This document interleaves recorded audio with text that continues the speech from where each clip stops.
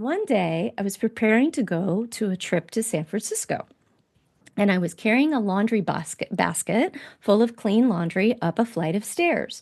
And the funny thing is that, it's a pretty boring thing to do, but I simply misstepped. I was headed up. I did not put my foot down correctly. I couldn't see because I was carrying the basket, and my foot did not land correctly. And then time stopped. And I heard or felt or knew a voice say to me, a female voice say, "This is going to change everything. Do you accept?" And I felt or said internally or believed, yes, okay. Welcome to In the Art Scene, a podcast about art world and people in it. I'm your host, Galina Marcus. Hello, everybody. Welcome back to In the Art Scene podcast. And well, this is a new season. I don't know what number of episode that's going to be because everything is a little bit chaotic. And just to give you a little bit of a heads up, we are having some structural changes. The podcast is still going to run. It's still going to have a name of In the Art Scene because you know it, you love it, you can find it online by this name, but it's going to have a new home, and we're moving most of our, not most, pretty much all of our show notes to our other platform, San Diego Artist Network.com, which, if you don't know what that is, I'll tell you about it later. But right now, I want to focus on my guest, which, as you know, I always have special guests. Today, my guest is Tokeli Baker, who is an amazing artist from Escondido, California. She is also current president of Escondido Art Association.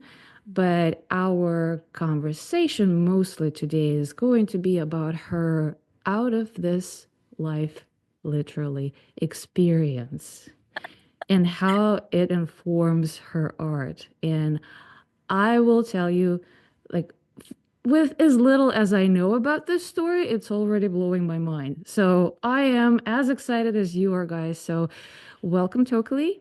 Please introduce yourself. Thank you. My name is Tokeli. I'll just get this right out of the way. It's a Potawatomi word is the original word, which was Toquali. And from what I understand, it means something like love. And the Potawatomis are from like originally the Great Lakes area. Like my mother was from Michigan, Indiana. But mostly I was just born in 1969. A Summer of Love. Yes. And so what it was was that my mother was a theater person, which I ended up doing for 25 years myself, and my father was an artist. And in fact, he was a painter and sculptor. And if you're familiar, she had been from Michigan, Indiana, but had come out here to go to San Diego State, and he was at San Diego State. And you know the Spanish Village Mm-hmm. there in Balboa Park. So that when you first walk into Spanish Village, if you look to your right is where that sculpture one is, the sculpture court, which is like sort of far to the right. He was one of the first artists to work there. And so I think apparently they met and it was kind of love at first sight. And apparently I was conceived under a full moon in Balboa Park. I'll just Wow. leave that right there. And so they were dead set in 1968 when they were pregnant with me to call me Moonchild. But my grandmother back in Michigan said, hell no, over my dead body, you're not naming a kid Moonchild, um, which I think would have been fabulous. But they ended up, sort of cooperating, and they came up with Tokeli. So Tokeli is a name that my mother made up. I didn't make it up. My mother did. And I was born to hippies. What can be the better upbringing for a kind of artist you are, right? Yeah, I wasn't that. I was the You conservative one when I was growing up. I was very practical, actually. They were actually they did divorce when I was very young. So she ended up marrying a doctor from Russia. So believe it or Wow. not, yeah, a Russian doctor.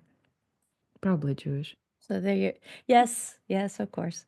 Yeah, Mishovic. So I grew up with actually my name being Tokeli Mishovic. So before I'd get in the room, nobody had any idea what was going to walk in there, with a name That like Tokeli Mishovic. So weird. Anyway, so, and that's my mother that you can see back there. If you can Uh-huh. see that picture, that's my mother in when she was probably about 19 years old Oh, back that's in Michigan. Or she was in South Bend, Indiana, Niles, Michigan, right on the border. They had a dairy farm there. That's how she was raised. So she went from that to going to San Diego and dancing and free love in Balboa Park and becoming a theater practitioner. So, yeah. so for everyone who's not from San Diego, who doesn't know what Balboa Park is and a Spanish Village, Balboa Park is a little over 100 years old, humongous cultural structure with all the kinds of museums and facilities for performing arts and cultural history, not only of our region here in Southern California, but also gathering the history and culture of all kinds of other nations with their little houses of different cultures, which is the around the UNA building in Balboa Park. And the Spanish Village is the artist village. It's basically a village consists of art studios. And it's an absolutely wonderful, vibrant place. There's always a wait list. I never was able to get a studio there, but they're wonderful.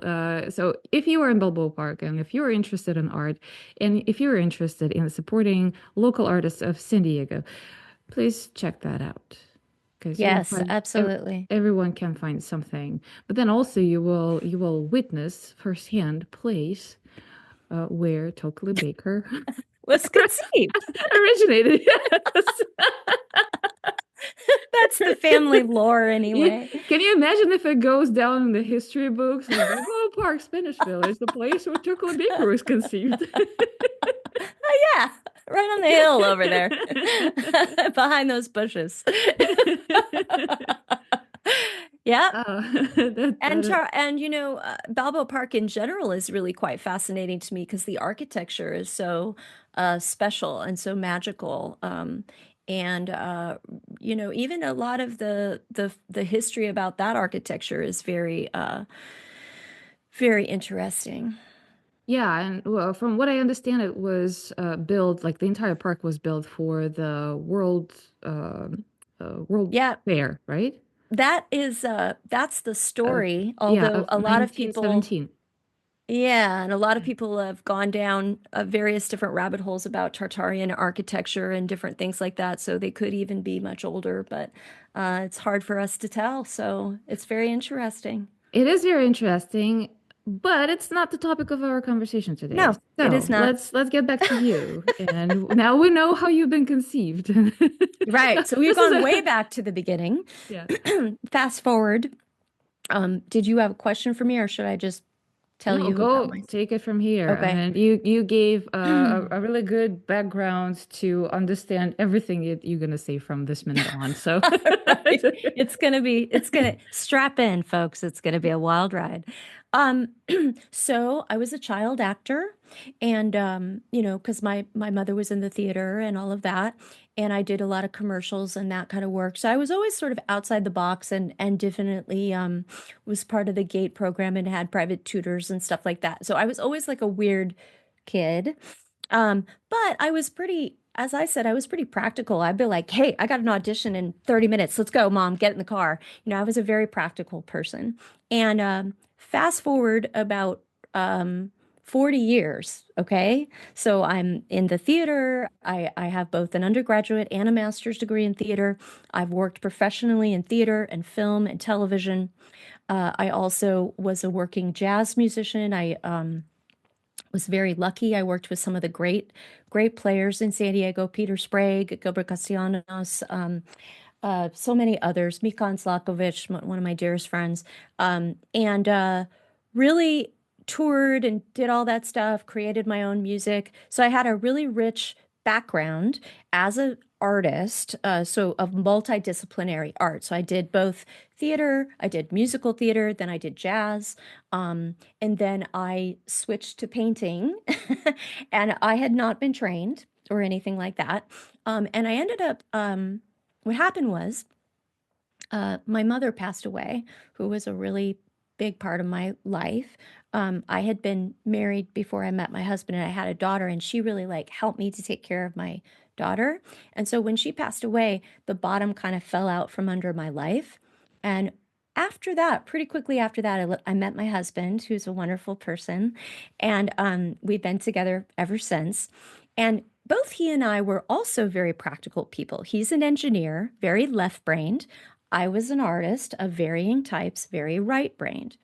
But we were both sort of practical, logical, I would say skeptical people about anything beyond the realm of the third dimension. So I would say physical reality, life on Earth as you know it. Okay. And so when we had been together for, I believe, about 10 years, living a very practical life, I really have to nail that Stress it home. out. Yeah. Did not believe in anything. I'll tell you the proof of this is back when I was still a jazz artist, I was doing very well for a while and got some awards and other things. And I was asked to be interviewed, believe it or not, for a podcast that was an atheist and agnostic podcast. But I was the guy who was the podcast guy was also a jazz head. He really loved jazz. So he found me and we did this whole podcast thing and I talked a lot about skepticism at that time. So I definitely that's where I came from. Anyway, one day, now our story hits its what they call the inciting incident. Da, da, This da, is da. yes. One day I was preparing to go to a trip to San Francisco. And I was carrying a laundry basket full of clean laundry up a flight of stairs. And the funny thing is that it's a pretty boring thing to do, but I simply misstepped. I was headed up. I did not put my foot down correctly. I couldn't see because I was carrying the basket, and my foot did not land correctly. And then time stopped, and I heard or felt or knew a voice say to me, a female voice say, "This is going to change everything. Do you accept?" And I felt or said internally or believed, yes, okay. And time started again, and I heard a loud crack, a deafening loud crack. And then I hit the floor.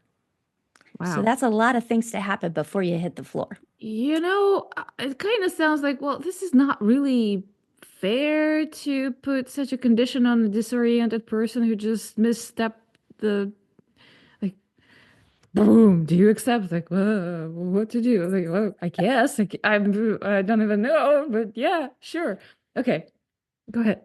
Yes. Well, I mean, there's some question as was I pushed? Was there something going on there? Well, this is just the beginning. It's going to get even weirder. So here we go. Wow. Okay. Okay. So I hit the floor and I was suddenly inside of an egg, a white egg, all white. And like when the floor meets the wall meets the ceiling, there's a seam Mm-hmm. where a right angle would meet. There was none of that. It was just an internalized, rounded, huge hall of like a great hall, a great egg. If an egg were as big as a conference hall. Mm-hmm. And I was within that egg. And I could also see the living room where I was. And also, I need to back up. I did not hit my head. It's really important that you know that I did not hit my head. I just sprained my ankle. That's literally all that happened. Now, the type of sprain I had was very, very bad.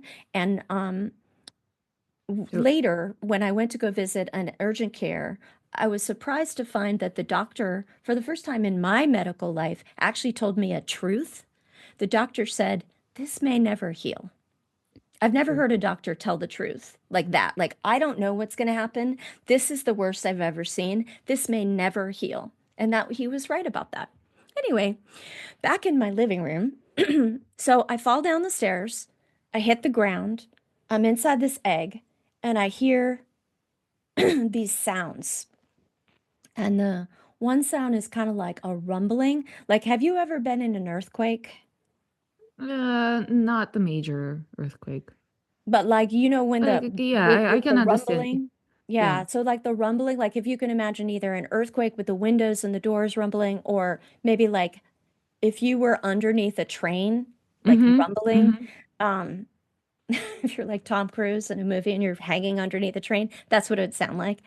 And then I heard tinnitus, which is the ringing in your Mm-hmm. ears. Mm-hmm. And that actually never went away. I've always had that. And it kind of comes and goes. And sometimes when it comes, you stop what you're doing because or if it drops out suddenly, then I know I'm supposed to pay attention. So it's very strange. And then I heard, and this is all kind of happening at the same time, sort of. And then I heard, okay, this is really funny. So I'm I'm 50, I'm almost 56. So when I was a kid in the 70s, there was this long corrugated rubber tube that you would go like this above your head and it would make this weird sound. Do you know what I'm talking about? Yeah, like rattling sound. Well, no, more No? like a whoop, Ah, yeah, yeah, yeah. like that kind of sound.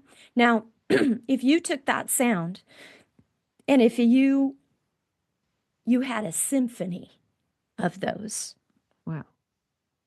it would sound like an extraterrestrial symphony, essentially. That's what it sounded like. And then the last sound was voices, which were all talking at the same time. And they were sort of like, I would say, very far away. And if there were hundreds or thousands of them, you wouldn't be able to tell what they were saying, but they were all talking. Sorry, I got a frog in my throat. So, anyway, I heard all those sounds. And then I got okay. I got myself okay and I called my husband and I went to the ER. Okay. Now fast forward like a few days. I'm lying in my bed and this is where it gets pretty weird. Um, I've actually never told this on a podcast before. I've talked about my thing, but I've never gone this far. So You this is gonna be know, for you. this podcast is kind of known for being a place for the firsts. Oh, really? Okay. And this Yeah. is the beginning of your season too. So Yeah, you have a new season. so many guests on the podcast like, well, I've never told this before, I've never told this before, like, and I'm so extremely grateful and proud to be trusted with this knowledge. Good. So yeah, Okay. All right. I'm So all ears. I'm in good company. Okay. So what happened was I was lying there and I was very calm. It was the middle of the night. My husband was right next to me. He was sound asleep, very sound asleep. And I felt these vibrations all over my body begin. And I was almost going to leave my body again, I think. And some period of time before that, for some reason, I'd gotten it into my idea to have one black wall, one white wall, and then the beam that was meeting them. So where the black wall met the white wall and where the beam was at the ceiling opened up a portal. I know I sound like a crazy person. Um, Again, let's remember what a skeptic I was prior to this. And that portal looked like it sort of grew and it reminded me of in the olden days when they would use not digital but they'd use film, Hmm. and if the film like got burned, it would at the edges Uh-huh. it would kind of like do that. Yeah, melt That's what it away. looked Yeah. like. Yes, yes. And so there was the sky, the night sky behind there, and I don't know if there were stars or not. I can't really remember that, or maybe it was just like a black hole or something. I don't remember. But I do remember that through the ceiling came a combination thing of, I would say, a ram, kind of like a court jester, and an extraterrestrial. It had big red eyes. It had horns that go out this way, like big, huge, round horns, but they were going outwards. And it was just like a disembodied head that just kept coming closer and closer and closer and closer, like to my face. And I was freaking out, but I was paralyzed. I could not move. And I came to find out much later that this is called sleep paralysis. And this does happen to people. It Um, happened to me multiple times, oh, actually. really? Oh yeah, yeah. But See, it's kind of like usually I'm not awake, I'm asleep. okay. It haven't happened in several years, but it used to be a thing that would happen like on a regular basis. Yeah, I That heard I people in their teens and 20s would go through it a lot. Yeah, and it was as long as like my 30s probably. So probably since I had my child, which was almost 3 years old, I haven't had any. But until then, I like once in a while would still have some. And it's kind of like I either dream of something and um I or I have a physical sensation and I know that I need to wake up and I'm trying to push my body to turn or to like to take a breath or something because I know where I am. So I'm in my sleep, but then I'm almost getting awake and trying to get myself out of there and I just Yeah. can't move. I can't open my eyes. You can't scream, I huh? can't Like scream. I I was can't do terrified I anything. couldn't scream. Yeah, something like that. I think the first time when it happened, it was actually the direct result of the anesthesia when I was 16 and I got my Oh, yeah. appendix removed. Okay. And at the That time, makes like sense. they finished the surgery and they were stitching me up, and I all of a sudden I hear the voices and I feel like, poking in my belly, and someone came and like spread my eyelids open. It's like, oh, the anesthesia is wearing out. Let's hit her with some Oh more. my But God. I could not move. I could not speak. I could not even make a moaning sound to let people know Ugh. that I'm awake. And it was just Oh terrible. God. And I had those experiences like the sleep Did you have paralysis. the supernatural experiences where, like, I don't want to call it a demon because that's really negative, and I've come to actually make friends with it, but like, was there something that, like, an astral plane kind of archetypal thing or No, nothing like a what you're scary thing? describing. Nothing like what you're describing, but I had an experience of um, like past life regression, but that was a lead Mm. experience with an instructor, and I can talk about Yes, it a little bit later I after. can tell you about that for me Yeah. too. It was very strange. Yeah. Oh God. So this is great because, oh God, that's Oh yeah, we're great. speaking the same language. Yeah, like I don't feel like such an idiot. Cool. Awesome. Yeah, so I came to find, okay, so let me tell you. Sleep Oh, paralysis. Yeah. this is like so cool. So anyway, so this demon comes and it gets right up to my face, and then I don't know what happened after that. Like, did I fall asleep? Did I just scream? Did I ask for guidance? Did I pray? I don't know. I really don't know. Now, after that, every time I would drive my car for like a year, I would be behind a Dodge Ram Wow. truck, the one with the, Uh-huh. Yeah, yeah, yeah. like every freaking day, all day long. And I was like, I can't even avoid them. One time I was dropping off music down to Chula Vista from Vista down to Chula, like it was totally crazy. Now I came to find a balanced state, a state of acceptance about the Ram. And I came to find also a state of appreciation for the Ram, of like, I don't think I was supposed to leave my body and start doing astral projection at that point and whatever, or out of body, or I just think that that was the appropriate thing to happen. Was now what happened also was that so like during this period of time, this is like post my fall. So this is in June of 2017 that I fell, June 30th, 2017. And for all of you astrologers, maybe you can figure out what that means to me. I was born on April 11th, 1969. I fell and literally changed my life on June 30th, 2017. So whatever that means, I don't know. And so anyway, what happened was, so people started like treating me differently. And I started feeling like people would stop me in the grocery store and tell me about their mother having cancer. What should I do? And they would look at me with these eyeballs, like they, even the checkout girl just be doing her checkout thing, and then she'd, I gotta tell you something right now. And I was just, and then also the other thing is that I would look at people and I would just know their story. I would just know things. Now, for somebody who, doesn't believe in anything, um, this was very disruptive. And it was very disruptive to my life. And it sent me into a tailspin. I basically got very depressed very fast. Um, at one point, I happened to be studying yoga during that time. I had a Kundalini thing happen, which I was totally unprepared for. Um, a lot of weird stuff happened. A lot of paranormal weird stuff happened. Okay. So at the time, I also had a really good girlfriend that I had known since I was like 14 years old. And she was a real hippie, not like me, a real hippie, a true hippie. And I told her what was going on. And she's like, oh, yeah, I've been waiting for this. I've been waiting. And she goes, you got to call Carolyn. And I'm like, Carolyn, who's that? She goes, she's a channeler. And I go, oh my God, if you could, and I'm on the phone with her 'cause she's in San Francisco. And I go, if you could see my eyes rolling right now, they've been practically rolling around in my head. I said, I'm not giving some lady my credit card so that she can go woo woo on me. Because again, I don't believe in anything at this point.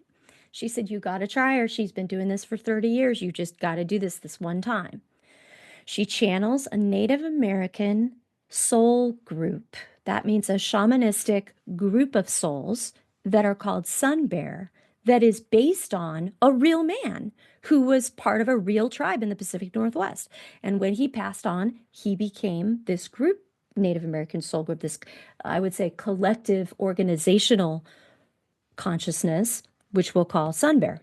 And sometimes they call themselves a pre-recorded message, which I think is funny because it's a lot of precepts. Like if you would say understanding of the world, the universe, the experience of life, that's the type of thing that you learn from them. Okay, so anyway, so I call her and she does take my credit card. And I'm just like, I don't know why I'm doing this. Well, the first thing after she does her breathing thing and her consciousness steps aside and Sun Bear comes in, the first thing he says is, we've been trying to reach you for a very long time.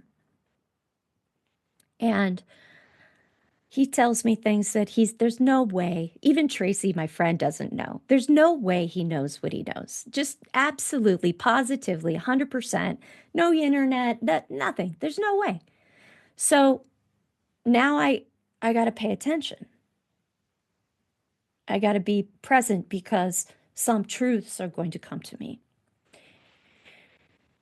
And over the course of about a year or two, I had 4 phone calls with him through Carolyn. And at the end of the 4th phone call, and he helped me with many things, and I'll tell you just 1 or 2 examples. He said, you do not need to call Carolyn anymore. You can contact us directly and I'll show you how.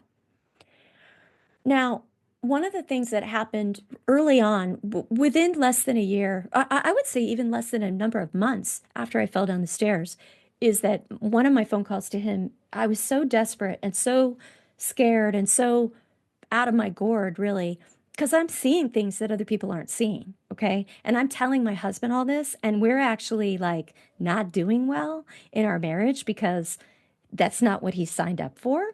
And he's a scientist and stuff. And he's like, doesn't really want me, or an engineer, and he doesn't really want me to do the crazy talk. And I'm seeing things outside. I'm seeing things in the house. I can see things other people. I can hear things. I know things. I wake up with downloads. I could write down things about physics, and I'm starting to paint it. I'm starting to paint and draw some really weird stuff, right? So anyway, Sun Bear says to me, okay, you're going to do 2 meditations today. And it's complicated what they were. One of them was a sensual meditation where you occupy and utilize all 5 senses in order to awaken the 6th sense. It's a walking meditation. And then the other one was just a regular single point meditation that I did in Shavasana at the end of a night of a yoga class. Anyway, that he said, what's going to happen is you will literally feel it. If you took a rod between your ears and then between the back of your head and the front of your head, where it would meet in the middle, that middle of your head, not here, but in the middle of your head, is where your pineal gland is. It's kind of in the back and in the middle. It's hard to explain. And I felt it pop. I felt it open. I felt it begin to vibrate. It was like a spinning top inside of there. And it could even kind of pushed into my soft palate because I'm a singer. So I Mm-hmm. was teaching voice for a million and a half years. And so I know exactly where my soft palate is. And I know what that feeling was. It was sort of almost into the nasal passages. It was radiating out of this pineal gland in the middle. And it made me awaken. And I want to talk a little bit about the idea of awakening because actually that's part of why we're having this conversation is because there's something going on now called the Awakening Project. And my guides have told me in no uncertain terms we are coming to the true new age, not the old, what they'd call the new Mm-hmm. age in the 70s, but we are coming to the new chapter, the new transition. And everyone knows it. They just don't know what it is. And I am being given, as they call me, they say, you're being given a great opportunity. And they're giving me a great opportunity. So, and part of that is the talking to you because a lot of your people that you will access are people who know something's up since around 20. So there was a lot of awakening stages. One happened in around 2008, 2009, where a group of people awakened. And then another one happened around December 21st, 2012, like the Mayan calendar states. And then another one happened around 2017 when I fell down the stairs. And then a big one happened in 2020 where you saw it out in the open. You could see Mm-hmm. it in front of you. You started to feel as you're walking around with all, there's no, first of all, we went into lockdown, there's nobody out. Then you see them like wearing a mask, and now you feel like you're in a sci-fi movie. So wait a minute. Am I in a sci-fi movie? Like what's happening? Am I in a movie? Yes, because now you begin to awaken to what life really is. And we're going to talk about that today. So anyway, so all this stuff happened. I became a very different person after 2017. My abilities changed, my art changed, and the people that I would come into contact with, and then my ability and my knowledge about meditation. My mother had meditated a little bit, and she had kind of taught me transcendental meditation when I was about 9. But that wasn't something I did. Um, but really, within 6 months of falling, Sun Bear told me that I would be teaching meditation. And I kind of, really? And now I'm definitely teaching meditation twice a month, and we have quite a loyal following. I have people there's one woman who's been studying with me for almost 7 years, that she's been coming from one location in Vista where I used to live to all the way here to Escondido. So anyway, so if I relate this back to art, just so you know, because I really do think that art is a part of it. Visually, I could see things that like a toral field around the body, around the human body, that begins at what my guides call the assemblage point, which is sort of right where your heart chakra is, but ever so slightly below it. And then that toral field coming out in both directions around the body to the back of the body. And it looks very similar. And then it goes up and back and around and back. And it looks very similar to Leonardo da Vinci's the uh, the Infinite Man or whatever that, Mm-hmm. you know what I mean, where he's Mm-hmm. standing there. Mm-hmm. And all of this, we, okay, so I'm just going to hit you with it. You ready? Sure. Okay. So you come into the body, into what my guides call the game, which is to say, physical reality. Everything that you know about life on planet Earth, or what you call life on planet Earth, is within the realm of the third dimensional physical reality, including your own body, of the game. But it is indeed an illusion, what the Vedics call the Maya, the dream. In modern times, some people call it a simulation, although it is not a computer simulation, it is a consciousness game. Some people call it a dream. Calderon de la Barca in I believe, the 15th century said, La vida es sueño, life is a dream.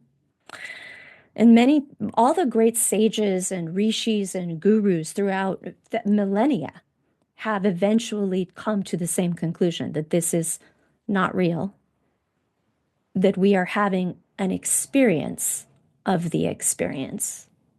It's like the way I show it, and I can forward you some videos that I've made where I do visual storytelling experiences utilizing stock footage.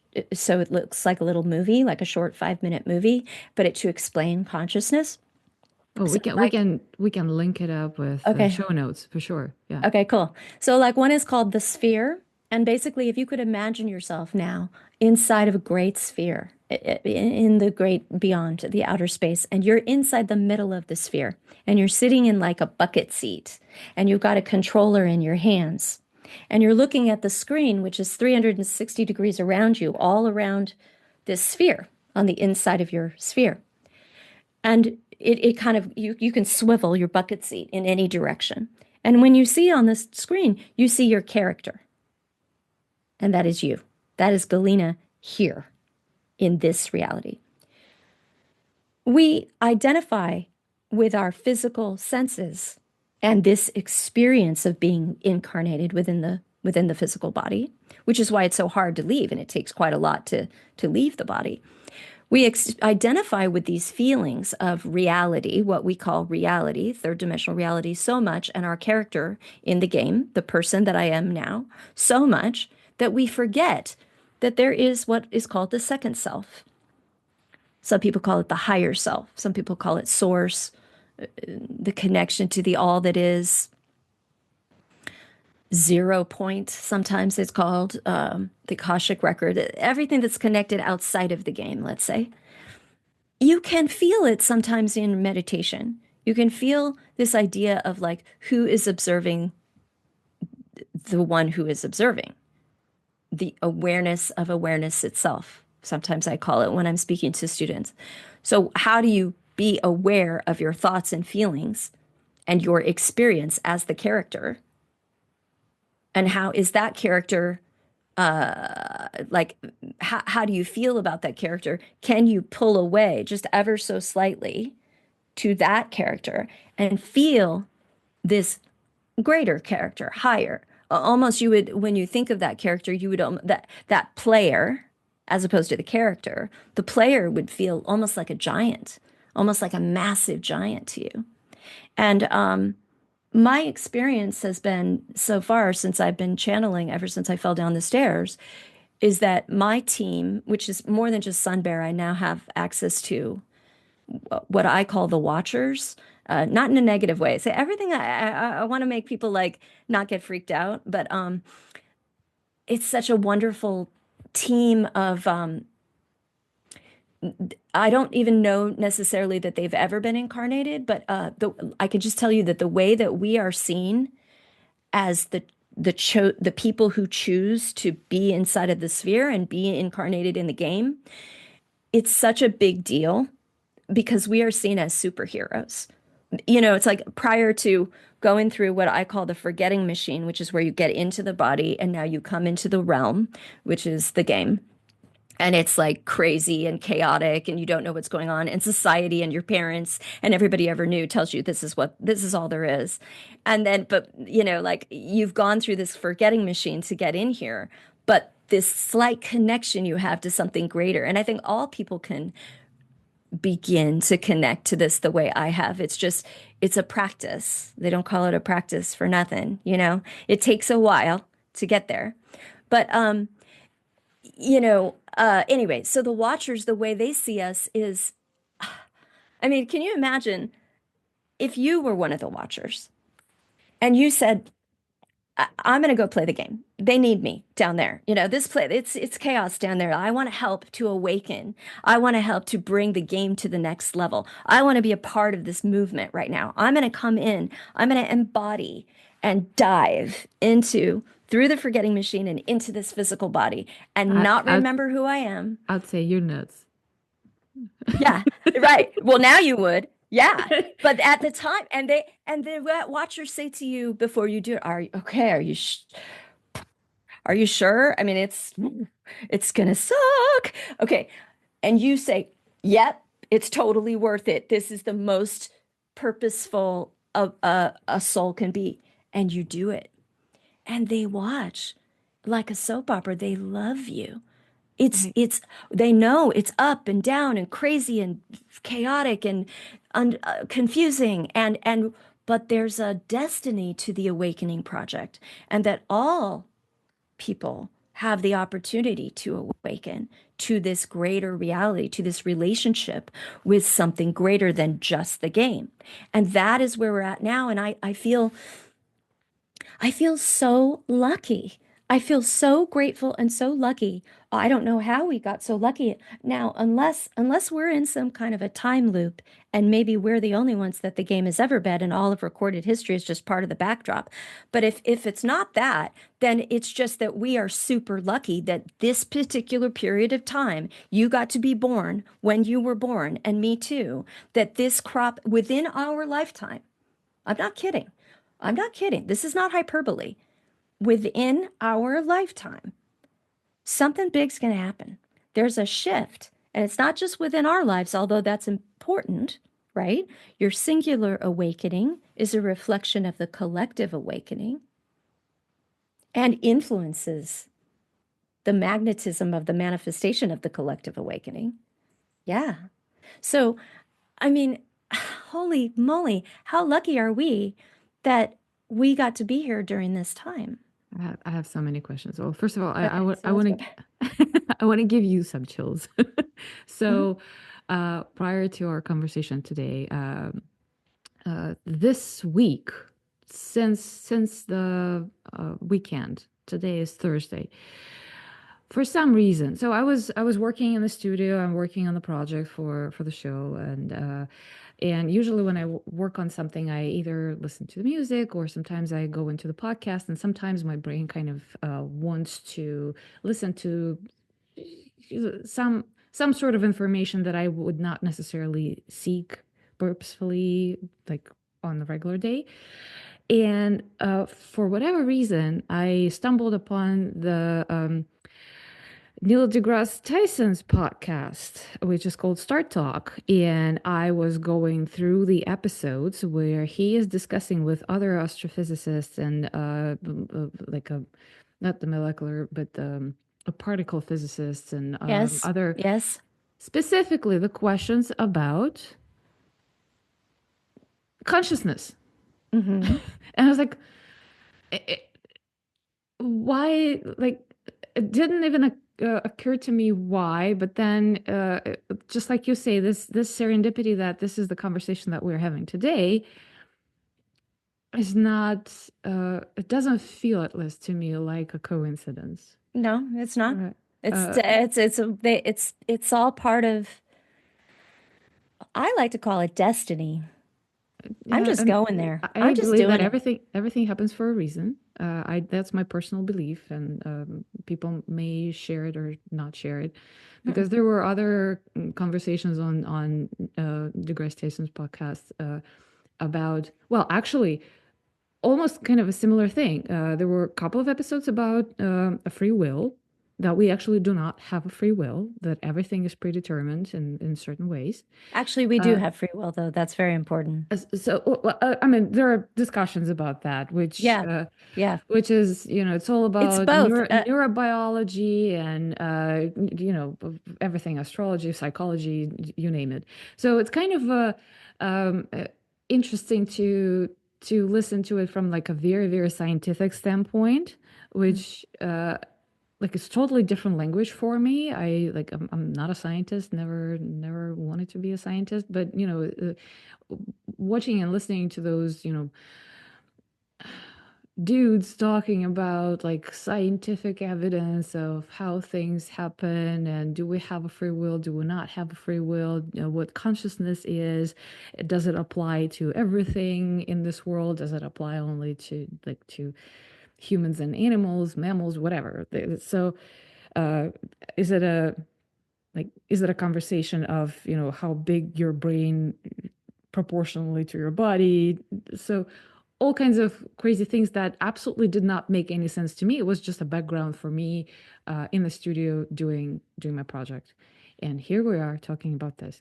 And as you were describing things, I had several flashbacks, which I will not bore you with right now on the on the You're not recording. boring It's a me. totally different stories. But I like I am uh, I identify as an agnostic. It doesn't Hmm. mean that I am fairly skeptical about things, Hmm. but I also do not deny that there is something that I perceive that we cannot explain. Hmm.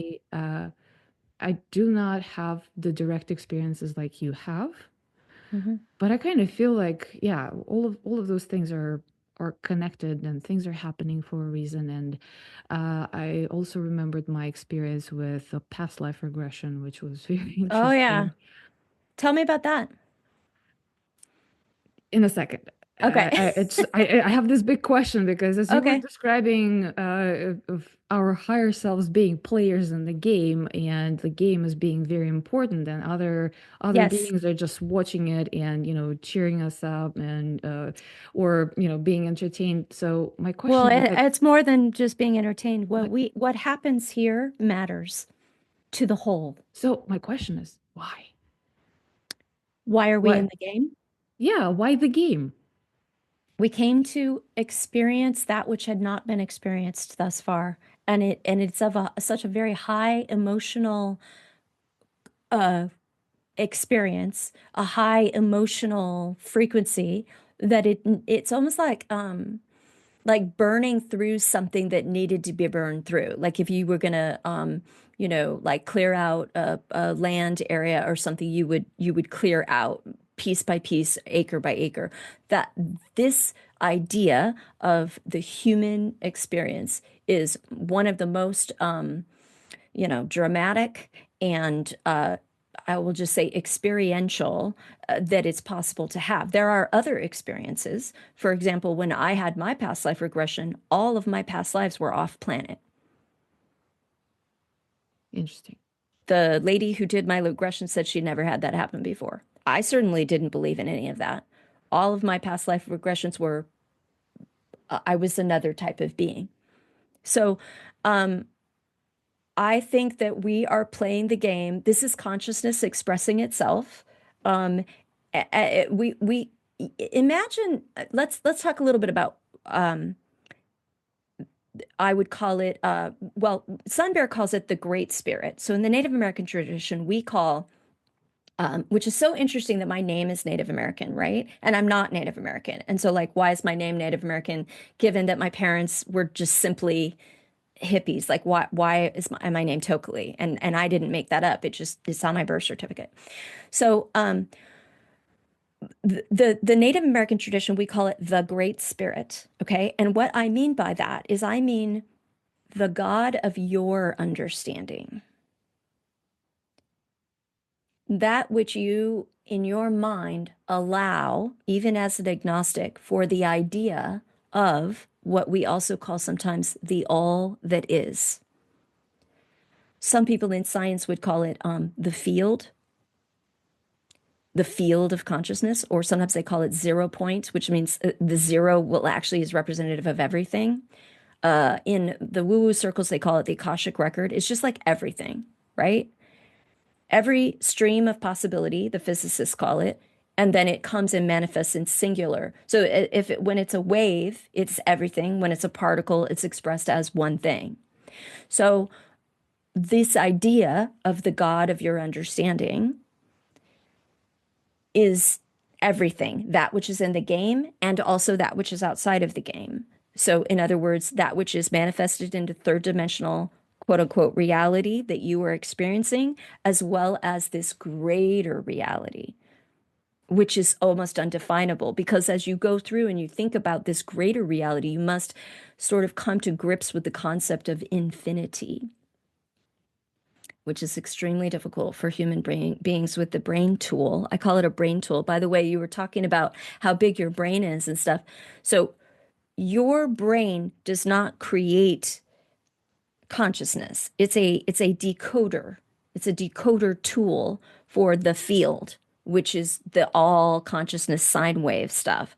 And then your brain is like the I would say like the software that you're reading these ideas and thoughts. And you have a certain magnetism that magnetizes certain thoughts within the realm of your perspective. Now, if we talk about you outside of the game, like upon death or something like that, you are released into an experience much more like what I would call samadhi. Do you know what that is? Nope. Okay. So we'll talk about samadhi for just a second, but then remind me, because I'll just go off into a crazy territory and remind me that we're going to return to God, the God of your understanding, the Great Spirit. Well, anyway, that is to say samadhi. So this is a concept of something that the Vedics talked about as well. And all this stuff came to me, you see. This is not a lifetime of study. This is just 7 years since I fell down the stairs. What the hell do I know? I'm just telling you. I sometimes I just go back because I always feel it in the back, like knowledge or gnosis. What Sunbear calls it gnosis, Gnosis.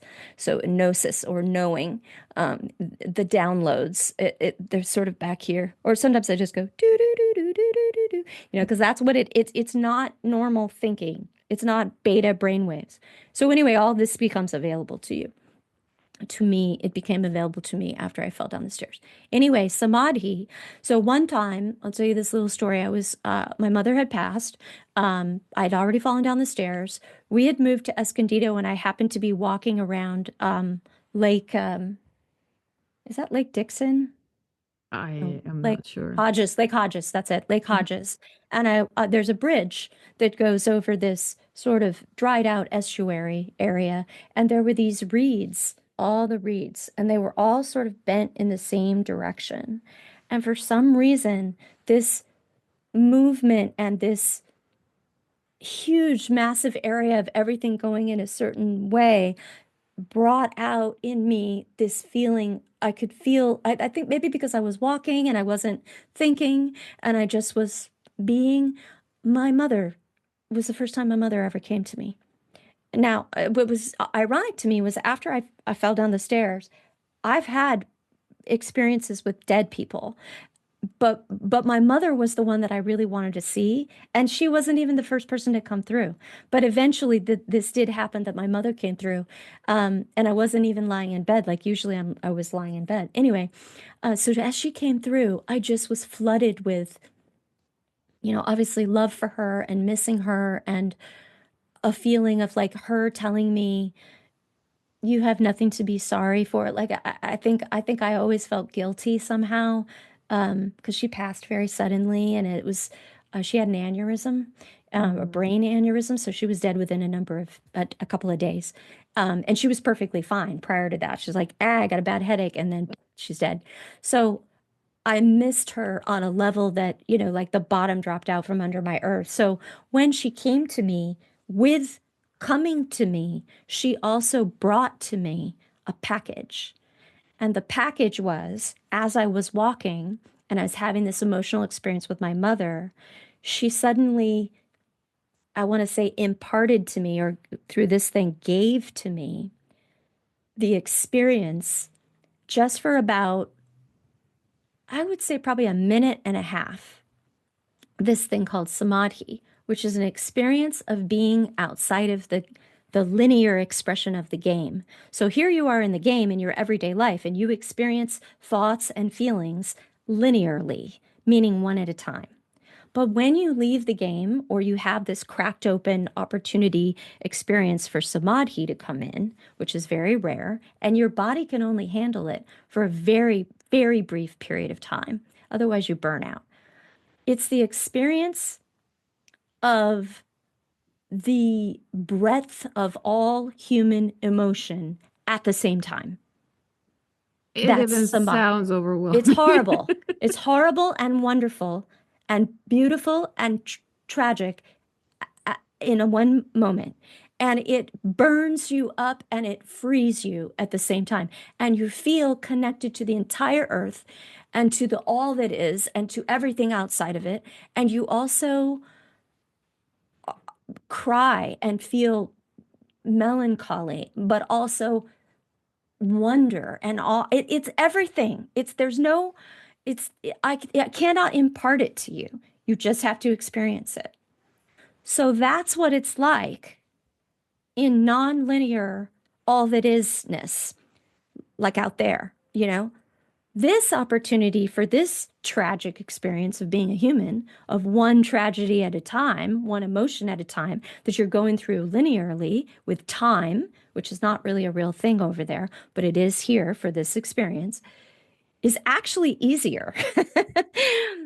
You say it's harder because you're in it and you don't remember because you aren't out there. But this is something that I would say needs to happen in this way, one thing at a time, linearly. So back to God, um, we are a fractal,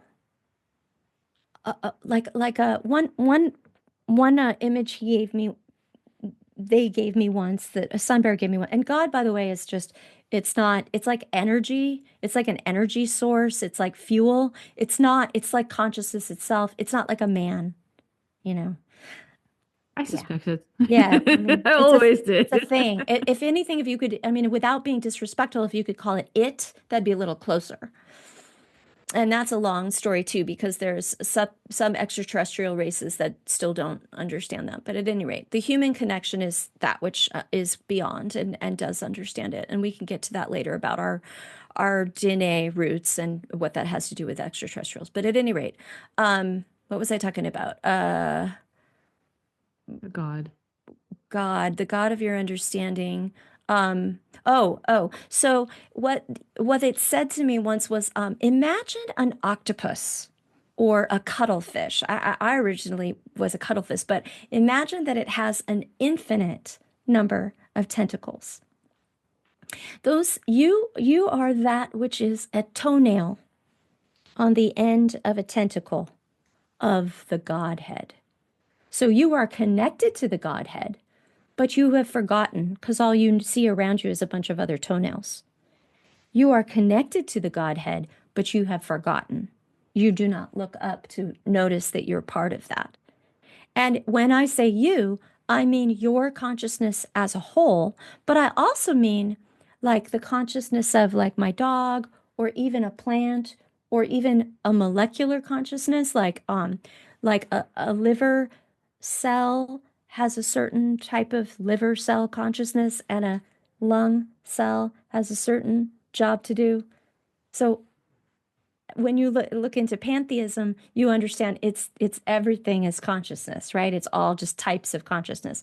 But the human consciousness is very important because there's something about us playing in this playground here, this third dimensional game playground, which is very important to the shift that we were originally talking about the awakening project. All right, so I said a lot of words there. Do you have questions? I'm lost a little bit. Yeah, it's No, all over the place. I have a lot of questions. I have no idea what to begin with. We are also at the top of the hour, Oh, so I am kind of thinking like, at the same time contemplating how many questions can I ask so we don't go like way, way, way beyond, or should we just let it go and make it a two-part oh, I can episode? tell you right now, you're going to have two kinds of listeners. One kind would have already checked out, and that's fine. They've already checked out. The other ones are hungry. I They are can. absolutely famished, and they do not want, so that's the only two types of listeners. You don't have a casual listener to this crazy shit. Oh, yes. And I can also tell you that nearly every single conversation that I have on the show is somewhat about this experiences of connecting with the universe. It That's good. people are describing it in different ways, like on a different levels, at a different scale, and Hmm. a lot of time it's, the signs were given to me and I didn't see it until I got like a magic kick in the butt. Unfortunately, in your situation, you had to fall down the Right. stairs. That's right. I I'm guess very that, stubborn. yeah, I guess it happens to stubborn skeptics. So Yeah. that's a lesson to you guys. Yeah. Yeah, for sure. But in some way or the other, pretty much every single conversation that I have with my guests is about that. Yeah. Because I, that's ne- I, actually ne- what this whole thing is, why we're here. I never had a guest who would, talk about this kind of deep level of like first-hand experience with those things, because it's Hmm. usually like, okay, glimpses and I just gonna roll with it, right? And I just gonna trust the process and things are gonna happen around me, or I will not resist the direction that I've been given, that kind of situation. What I you are like that. describing is very, very different from anything I have ever heard, Mhm. pretty much ever in my life. I know. It's unfortunate though that we're not taught this. I mean, our power, our connection, the beauty of the magic, the beauty of the idea, even the whimsy. I love the word whimsy, by the way. It's one of my favorite words. I like to say around the house, like when I don't want to do things like clean or something, that I'm the president of the Department of Whimsy here. So I shouldn't have to do that stuff. But anyway, the whimsy of the idea of the game, the pressure that that lets off of your ego of like, oh, I gotta get this done. I gotta, because I mean, like prior to falling down the stairs, I had had some pretty major exhibitions and I had had some really big awards in jazz and I had toured Paris and New York and blah, blah, blah. And I'm telling you, scaling a mountain, even when you reach the top with your ego, is always going to be disappointing. You're always going to get to the top, whether you get the boulder rolled back down over you, like the myth of Sisyphus, or whether you reach the top, you look around and you're like, after about 5 minutes, you're like, now what? So your life lived without the greater reality is very high pressure and very egoic and very hubristic and very unsatisfying. And when you get into whimsy and you get into magic and possibility that we don't know everything, your life gets a lot more interesting and a lot better. And it's about the process, not the goal, right? Yeah. Yeah. Yeah, even this, even spirituality, like I went to a conference recently, a consciousness conference, and I had a real interesting experience there. I show up, I'm not wearing, I don't dress like my parents did, probably. I don't wear bells and whistles and turbans and beads. I look like somebody's mom. And I was in this conference with all these like consciousness experts, and they all look like they just stepped out of a different planet. I mean, honestly, really? And it's what's called spiritual materialism. Like it's mostly just you're wearing a costume. But this real opportunity, we all have that opportunity if we allow for something greater. Whether you're an agnostic or an whatever, it doesn't even matter. It's I think that the idea that we're living in the game, or what you might want to call a dream, an illusion, a consciousness experience, it lightens the load a little bit. It makes things a little, more whimsical, more easier. Kind of you give yourself a break, maybe more, and everything isn't so important. Like whether or not you scale the highest mountain and become the best of the yada yada or whatever, or win this award or that. It's just, you're right. It is about the process of being here. And I'm told that even if you accomplish nothing, just by being here and processing through all of this emotion, you are actually doing what they call the good work. I'm talking about the watchers are saying, like this is what we're here for, is to process through the the experience of the experience. Again, I have so many questions. So, What's so the many what que- is the question that is most dear to your So, heart that would answer a personal question for you on your heart? So my personal question, well, it's probably not the question. It's something that I can just share with you about my past life regressions. And I think the Good. most interesting part of it was not the actual experience of the past life, which was, a glimpse of little clips of the life on Earth, or I guess one of the lives on Earth that I have experienced before. uh, I kind of vaguely identified, like the national identity that I was a man, and and some like a Romania or something like that, and it was during the First World War, and I remember going through that, being in the trenches, and I had a wife and a daughter, and then I died in a hospital, and with like my wife and a daughter being next to me, and all of that was kind of fascinating, but more of entertaining. But what happened after Hmm. that is, like when you're in that regression stage, you're kind of detached from your current story, right? So for the Yes. brief moment, you are getting back to like you say, a source or whatever. And at that moment, um, here on Earth, I was kind of rolling into some depressive state, and I remember I felt just so overwhelming. And I remember I was there surrounded by other beings, and I was asking to go back home, and I was told that my job is not done here, so I get back. Yeah. So that was kind of my experience, and it never really kind of like, what job, what am I doing? Yeah. You Right. don't need to know. so so I'm here since then. I had a child since then. I launched in the art directory. You're I feel doing like it. I You're I doing guess I it. am doing it, and I have no idea, honestly, where I'm getting energy for all of this. Right. I'm seriously, I have no idea.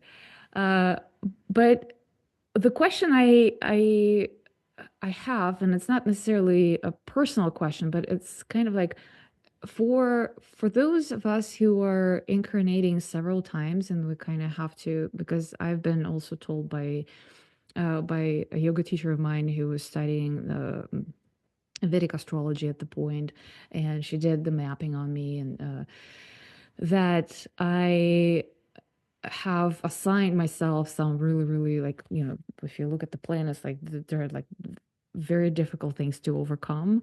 And Yeah. I was like, why the heck someone would do it to themselves? Like, Yeah. what is that? Like, why am I, trying to carry more than I need to, or do I need to? So those are the questions.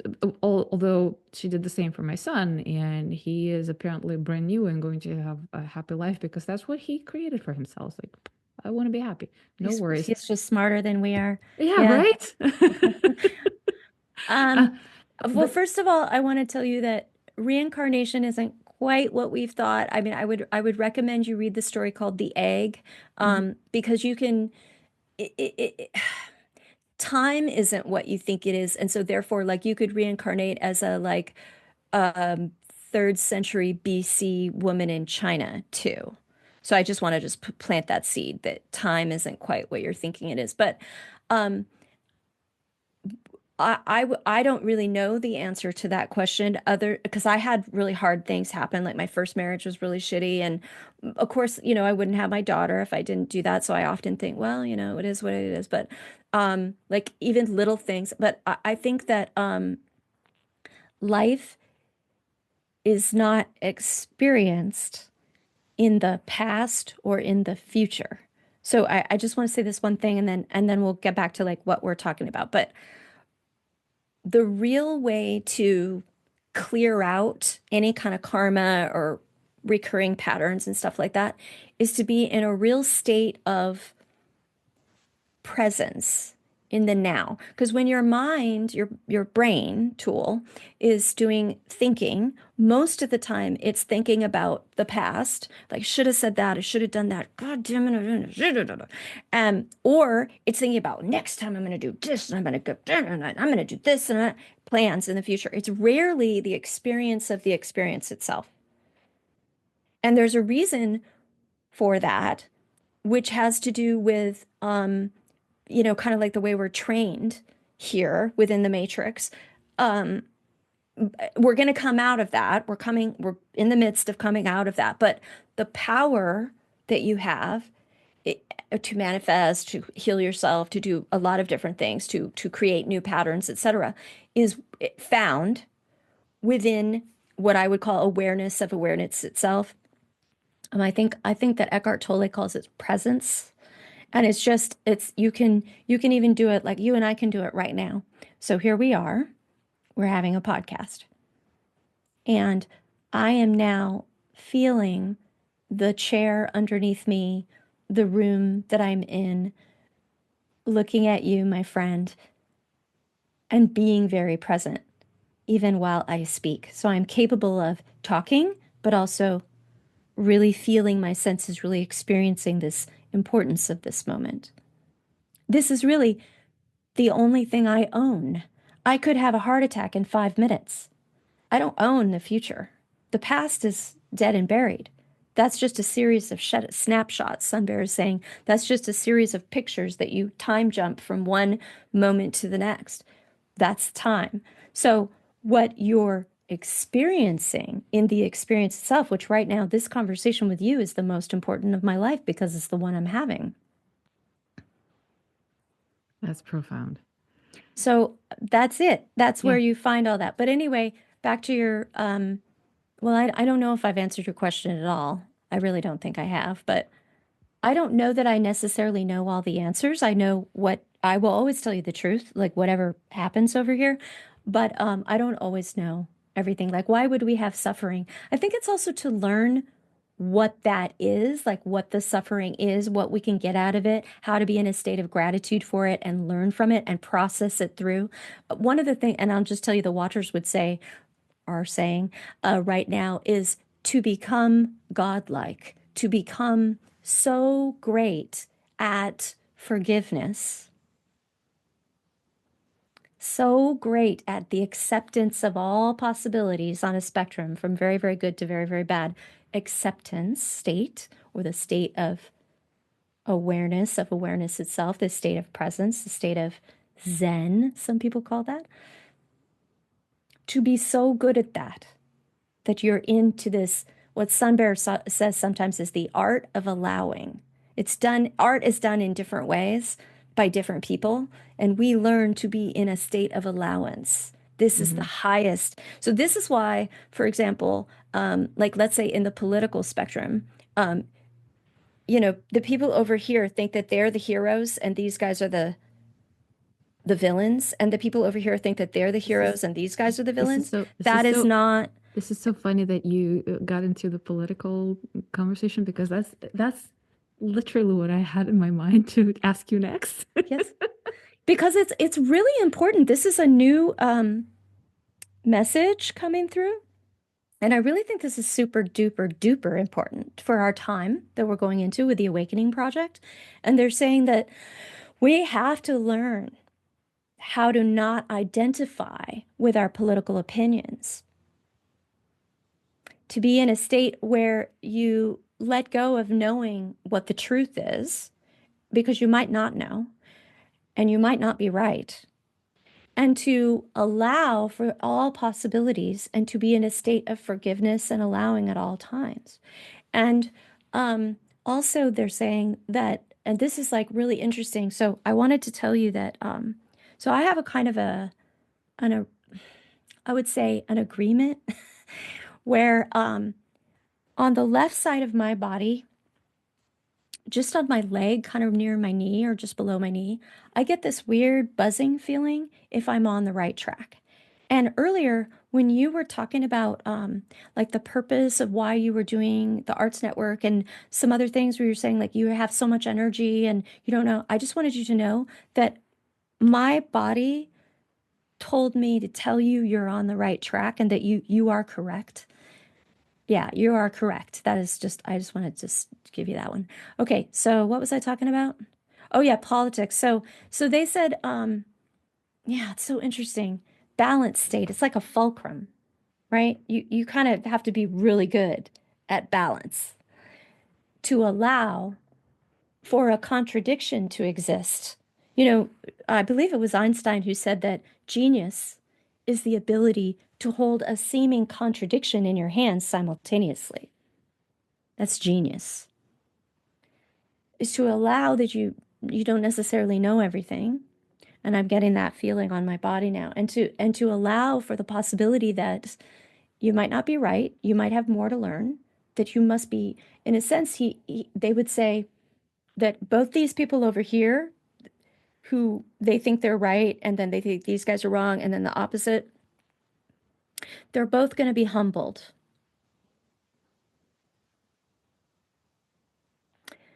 And that's okay. That's totally okay. That's part of the awakening process. I've had it. I've swung back and forth. I I I totally love am okay with it. I love to believe in this because yeah, I kind of like the feeling that I have is that there's no freaking way we're going into this chaos. There must be something that will counterbalance that. Yes. Because otherwise And the that's more chaotic, the the end. better, actually. I want to tell you, this is very important. You must, when you're sound asleep, some people don't wake up very easily. They need to be shaken to wake up. And that is what's happening, is that we're going to see some crazy shit. And that is what's going to awaken people. And that is what needs to happen. And so that includes political things. It includes the reversal of our ideas, that we humble ourselves and we like, whoa, I'm reversing my ideas on XYZ topic. Like, wow, I'm changing my mind. I'm okay with changing my mind. Like stuff like that. That's really hard for a lot of people. Or they're going to see some crazy shit in the world. Like, let's say, well, like during 2020, like I told you, it felt like a Mm-hmm. sci-fi movie. Mm-hmm. Like, whoa, I'm definitely living in a matrix now. Like, this is crazy. Like, what is happening? So for some, I don't want to give you too many examples because I'm sure that I have my biases. Personally, my character in the game versus my player has a lot of biases, and I don't have this all figured out yet. So like if I say certain political things, I might be showing my human biases that I believe XYZ. But I'm also, since I have this opportunity, I'm kind of open to the fact that I could be totally wrong to everything, you know. We should all be kind of in a state of awe and wonder and gratitude and um, just allowing, a lot of allowing. You kind of come back. I think a lot of times, like we can tell these really exciting stories about the ram coming through the ceiling and other things. But like really, when I get to the real essence of all the sun bear stuff and the watchers and the extraterrestrial things, it's all about it's precepts, I would say, spiritual precepts that are actually when you hear a truth. I notice this with my students too, and people that I do private readings to. That I notice that it rings familiar. You know what I mean? When you hear a Mm-hmm. truth with a capital T, like a truth, a deep truth, you're like, yeah, like you already know it on some deep level. You just needed to be reminded, don't you think? Yeah, I've had that experience before too. Yeah, I know. Yeah. And it's So they're really simple precepts, really, but we like to forget them and go through all the drama and everything. Apparently, we love our well, drama. well, I guess that's the game, you know. Hmm. That's the name of the game. It's fun. It's fun to be. I mean, there's a waiting line to get in here. Like it's as crazy as it is. And then yeah, like you were saying, well, why would we choose this pain? Why would you choose to be homeless? Why would you choose to be drug addicted? Why would you choose a variety or to be beaten or hurt or whatever? I do think that the breadth of human experience is broad, and there is some capacity or reasoning, at least at this stage of the game. Maybe as we pass into the new period, it'll be different. But right now, for the last however many hundreds or thousands of years, the war needed to exist, pain, suffering, etc. This learning stage, it's almost like we're teenagers or something. We needed this period for this kind of learning. Maybe there's a different kind of learning later, a higher precept, more subtle, maybe. Well, I guess we'll see. Or maybe not us in our lifetime. Maybe, Oh, we're yeah. going to see a lot of things in our Oh, lifetime. Let me I tell you. bet. I bet. Oh, it's no, it's and you'll notice it if you allow for this, you'll notice it in regular conversations with just regular normies. You'll notice it's something's changing. It's global. I promise you. I promise you. It's really happening. And we're going towards a different way of thinking and feeling. And yeah. Which I personally feel excited about. Yeah, me too. Yeah, because I feel like the old ways of thinking and feeling is kind of, well, it's too old, doesn't serve us anymore. Definitely not. And it's kind of becoming boring, to be honest. Right, right. Yeah, That's very interesting. We need to level up in the game because we're too good at this. Yeah. yeah. But yeah, I love that. Right. Yeah. Well, so I still wanted to ask you a question about your art because Oh, good. this is the art podcast after all. And I know all this a long story Yeah. was to lead us to the conversation about what your visual expressions of your experiences look like today and why you paint what you paint and if you can describe it to people who cannot see us right now, who are just listening to the podcast, if you can kind of give them an idea of what your paintings are about and how would they know if they see it? It's like, oh yeah, I know this is Tokeli Baker. Yeah. Well, they're primarily abstract in nature. They're large form, two-dimensional paintings of mixed media expression. Sometimes I use photography in them and adhere that to the painting as well, and then paint around that. Or sometimes it's just straight collage because I do like to work with collage and photography. And then I would say that most of the expression of what it actually is has a lot of dynamic movement. I've been told that quite a few times by critics, and a lot of color expression. But what I'm really painting, if I would tell you from my own perspective, is frequency. Is that Mm-hmm. I'm painting, you know, it's hard to explain, but you know what synesthesia is?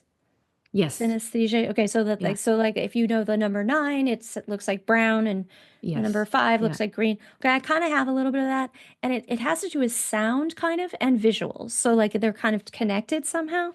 And I think like Because so you're a musician. probably, yeah, yeah, yeah. So like several of my paintings are actually songs, but also I think like one of them, like one of the biggest paintings I have, which is like 8 feet across, is called A major seventh because that it chord is the expression of that sound, which is the genesis of the game, or I would say genesis of physical reality. So it's very, very old. And that painting, is like I don't even really remember painting it. Like, to be honest with you, I think it only took me one day. It's 8 feet across. Wow. I kind of channeled and went into, I don't know. I mean, I don't really remember, to be honest with you. It's some of my paintings, some of my work, I allow for a higher possibility, a higher consciousness to express within that. I have a painting I sold to a woman who runs a wellness center, very spiritual woman and very very connected, and it's called the Silver Cord, and it's both the cord that connects the assemblage point to the soul in the astral plane, that Mhm. expression of that without it being physical, as well as the silver color being an expression of a type of sound, which is a chord, if that makes sense. And it's a Mhm. black painting with like this horizon on it and this one silver thing, and it's very powerful painting. So I can show you photographs and stuff like that, or I could Oh, send them to we you and will put them on. attach them to the show notes. If you will be Okay, kind enough to share some images with me, or sure. yeah, give me some references where I can get them. I'll put Yeah, everything in the show notes. yeah, no problem. There, I think a series of them are going to be at the California Center for the Arts pretty soon in their administrative building, so there'll also be ways that people can go to go visit and look at them too. That's another point for anyone who is not currently in San Diego and thinking about traveling. San Diego is a great weather, yes, and great surfing, yes, but it is much, much, much more than that. So here's one point for yeah, Absolutely. here's one point for you. Go to the California Center for the Arts to That's experience some right. powerful visual Yes. expression And of the actually, frequencies. even back in the day when I was doing large scale solo exhibitions, I would attach a QR code to my title card, which that QR code would go to a sound file. And the sound file was both music and spoken word, which would describe some kind of concept of physics or something in the universe, and then they could listen to that while they're looking at the visual of it. So you're trying to kind of tie in my own synesthesia with allowing for the idea of synesthesia for the audience as well. And I think also just like having that background of like visuals, film, theater, et cetera, and music, and then as well the visual stuff, like it's all goes together. So. And I think that's another reason why you should visit San Diego too, because we have some of the best theater and music, jazz in the clubs, and theater with the Repertory Theater and the Old Globe and the La Jolla Playhouse, and then all the art galleries and Balboa Park. Like, Oh, yes, come to San Oh yeah, Diego. San Diego is ridiculously vibrant and just full of all kinds of cultural things. Yeah, So working hard on promoting that as well. So you sure are. You sure are. yeah. A one woman band, but you are doing it. Well, I am not a one woman band anymore. I'm still doing a lot of the heavy lifting in terms of marketing and but that's we're just in the beginning of that. You're building. Yes, Yeah, yes, we're just in the that's beginning great. of that. So, but this is fascinating. I have seen some of your paintings. I also noticed that you were using some elements of the sacred geometry. Oh, yes, I forgot to tell you that. Yes, Yeah. I'm really into sacred geometry. That seems to be coming through quite a bit. So, want to talk a little bit about it? Well, it's I don't really understand it, to be honest with you. My husband's stepfather is sort of an expert on sacred geometry, and I've tried to read about it, and it's like way over my head. So, it is an expression. Okay, so one thing that they would say, the watchers would say, is that like if it everything begins with a point, a single point, and then there are 2 points which create the space between them, which is a line. And then that line is connected to other lines, creating shape. And then that two-dimensional line shape is then bifurcated or expanded to create a three-dimensional shape, and thus that idea creates matter, they would say.